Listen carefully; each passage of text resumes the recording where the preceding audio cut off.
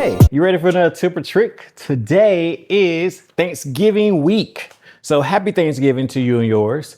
This one I feel like ties in because we did the roasted chicken earlier this week as the recipe. And I did actually use this exact brine on that chicken. And it came out juicy, flavorful, and amazing. And so I just wanted to go over how to do that brine, super easy, and the process. So this chicken that I brined inside of here has been in for 24 hours. I'm about to take it out, but before that, I'm going to show you how to make the brine. All right, so let's make this brine. This is sweet tea brine, so I'm taking the tea out because it's been steeping and my heat is officially off. This recipe is also inside of my cookbook, Cooking Way Through Life. I'm just putting in some brown sugar. Then we need to add in some salt, so kosher salt going in. And then we need to add in a little granulated sugar, so white sugar. So brown sugar, white sugar, black pepper, kosher salt. Those are my base right now. And then I'm also going to add in some cinnamon. So this is where we're turning a little bit holiday and festive. So cinnamon sticks, and then my herbs, I have some thyme, I have some sage, and I have some rosemary. Now all these are starting to bloom in the air. I can smell these, and then some fresh lemon as well. And then we need a little aromatics to go in, and that's going to be my garlic and my onions. So this is pretty much my brine. But I like to call it a base because if you want it a little spicy, you can add in some peppers. If you wanted some other flavors, you can also add these in. But this is gonna make my chicken juicy.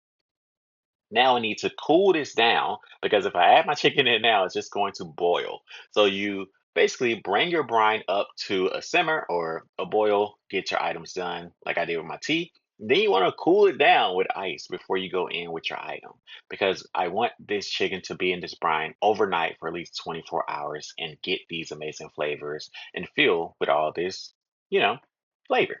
So let's go. Chicken goes in. All right, now that you know how to make this brine, super easy. You can also make this brine any way you like. So of course, this one is my personal brine recipe. It's in my cookbook that you can get at Amazon.com or Barnes& and Noble, anywhere that you can get either one of those, but you can adapt it to your own flavors. This is very much a Thanksgiving style brine, but you can change this to be whatever flavors that you like. That's why I really love the brining process. And then you have all this flavor that you have. So I hope that you enjoyed today's tip or trick, whichever one that you prefer to call it. And brine your chicken next time. Just try it at least once and then just see how different your flavors will be. All right. Have a good one. Happy Thanksgiving. And don't forget to like, subscribe, and comment. See you next time. For watching today's episode. I hope you enjoyed it and maybe even learned something.